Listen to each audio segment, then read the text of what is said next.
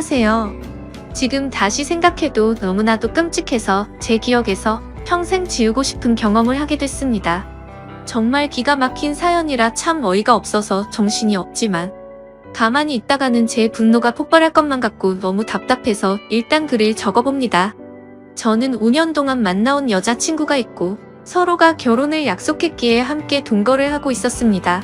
그리고 여자친구는 일자리가 너무 부족해서 그런지 취직이 안 된다고 많이 힘들어하고 있었죠. 사실 힘들어했던 것도 처음 몇 개월 정도만 힘들어했다라고 하는 게 맞는 말이겠네요. 왜냐하면 지금 여자친구가 일을 안 한 지도 어느새 3년이란 시간이 지났는데 처음 몇 개월간 일자리를 구한 것과 다르게 지금은 일자리도 구하지 않고 익숙하다는 듯 매일같이 빈둥대면서 지내고 있었기 때문입니다. 그럼에도 불구하고 저는 그런 여자친구를 위로해주고 평생을 약속하면서 3년 동안 배불리 먹여주고 재워줬네요. 심지어 저는 여자친구가 마치 아내라도 된 것처럼 회사 끝나고 오면 밥도 차려놔주고 외로움이 많은 저에게는 여자친구가 함께 지낸다는 게 마음에 많은 안정감을 줬었기에 이대로라도 좋아서 내년쯤에 결혼을 생각하고 열심히 저축을 하고 있었습니다. 그런데 그렇게 믿었던 여자친구가 저를 배신하고 다른 남자가 생겼더군요.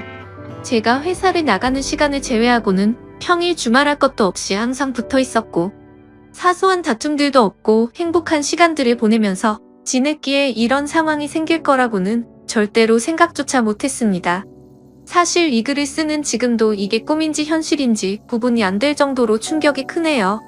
다른 사람들은 자신의 여자친구나 남자친구가 어떻게 바람을 피우는 걸 알게 되는지는 모르겠는데 저는 제 두 눈으로 직접 목격하게 되었기에 그 충격이 훨씬 더 큰 것 같기도 합니다.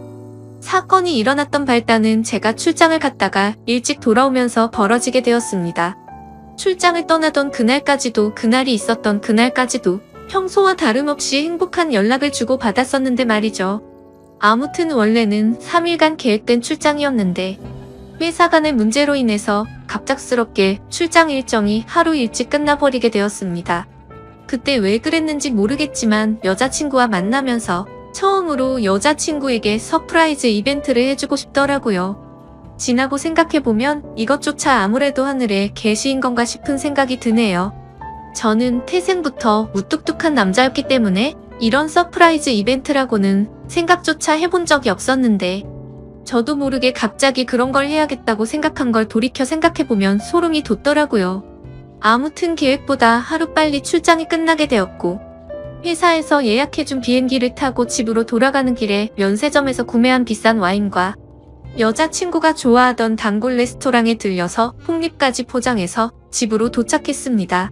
그때까지만 해도 여자친구가 나를 보면 깜짝 놀라서 좋아하겠지? 라는 생각으로 현관 비밀번호를 눌렀습니다. 그런데 저녁이 다 되었는데도 불이 깜깜해서 집에 없나 라는 생각을 하는 동시에 현관에 놓인 남자 신발이 보이더라고요.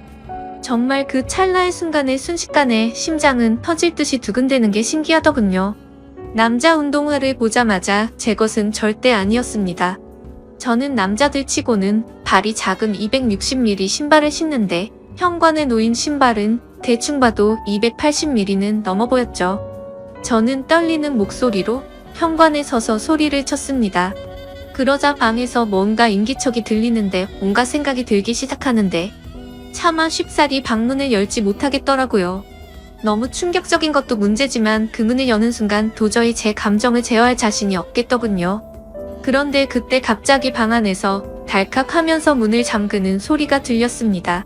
너무 열이 받아서 조용한 목소리로 방문을 열라고 하는데 여자친구는 지금 자다 일어나서 몰골이 엉망이라며 말을 돌리더군요. 자기 출장이 내일까지로 알고 있었는데 갑자기 어떻게 오늘 온 거야? 라고 하는데 너무 열이 받았습니다. 뻔히 눈에 보이는 거짓말을 하고 있는 게 진심으로 역겨워서 구역질이 나오는 기분이 들었죠. 저는 헛소리 짓거리지 말고 문이나 열라고 소리쳤고 현관에 있는 저 남자 신발 뭐냐고 말하니까 아무런 대답이 없더군요. 그 순간 어떻게 할지 엄청나게 고민을 했습니다. 문을 부수고 들어가서 다 엎어버릴까 고민도 했었죠. 하지만 그렇게 했다가는 억울하게도 제 인생만 나락으로 떨어질 걸 너무나도 잘 알았죠. 그냥 어차피 바람나버린 여자와는 미래를 생각할 수가 없었기에 문 앞에 서서 말했습니다.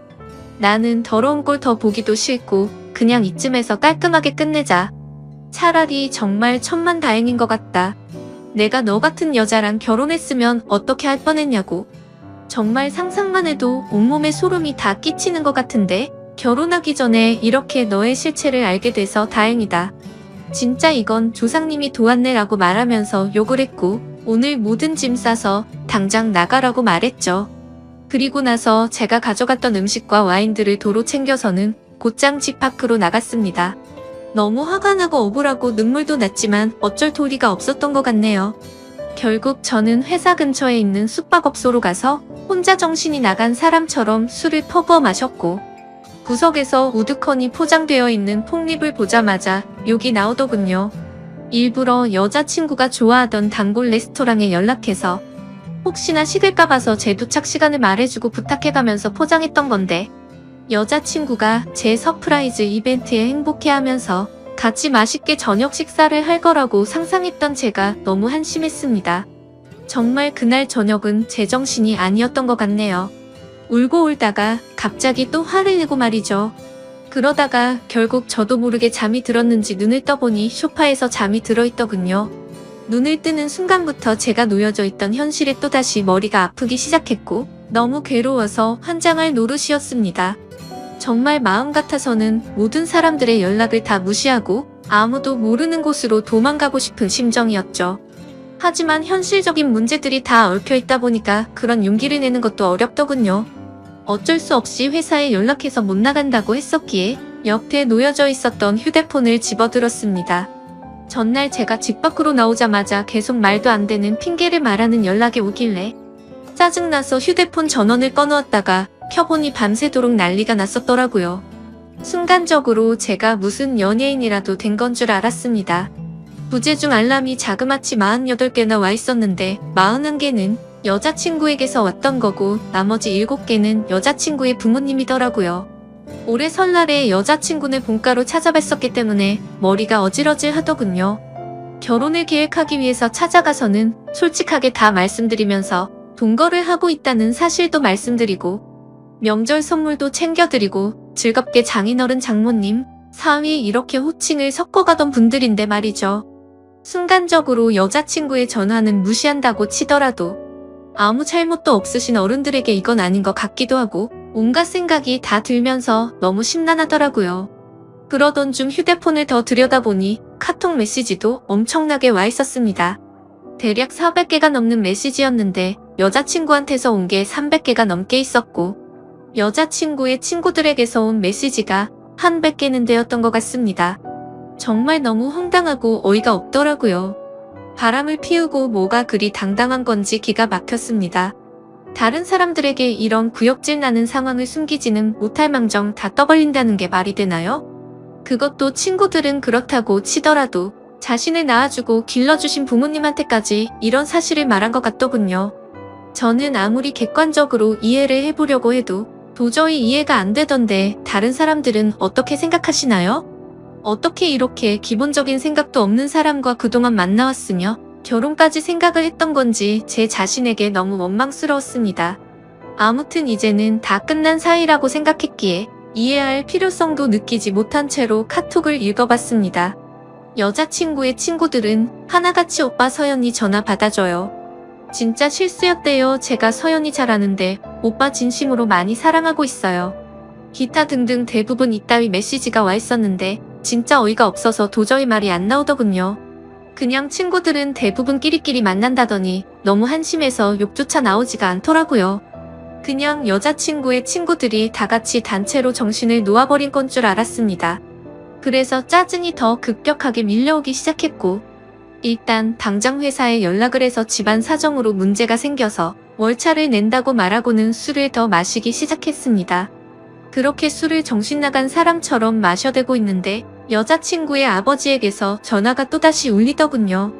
술이 조금 취해서 정신이 나갔는지 무슨 생각으로 그랬는지 결국 전화를 받아버렸습니다. 그냥 아무렇지 않게 전화를 받아서 인사를 하니까 지금 어디에 있냐고 물어보시더군요. 그래서 밖에서 있다고 하니까 추운 날씨에 밖에서 자면 안 된다면서 앞으로 크게 될 사람이 몸이라도 상할까봐 걱정된다고 말하더니 어제 있었던 일에 대해서 딸에게 간략히 들어봤는데 일단 자기네 집으로 와서 이야기 좀 하자고 말을 하더라고요. 그 말을 듣는데도 참 어이가 없고 황당하더라고요. 도대체 누가 잘못을 한 건데 지금 이 상황에 저보고 자기네 집으로 찾아오라고 하다니 말이죠. 심지어 제가 그 집에 찾아가면 무조건 여자친구가 찾아올 게 뻔했으니 갈 생각이 전혀 없었습니다.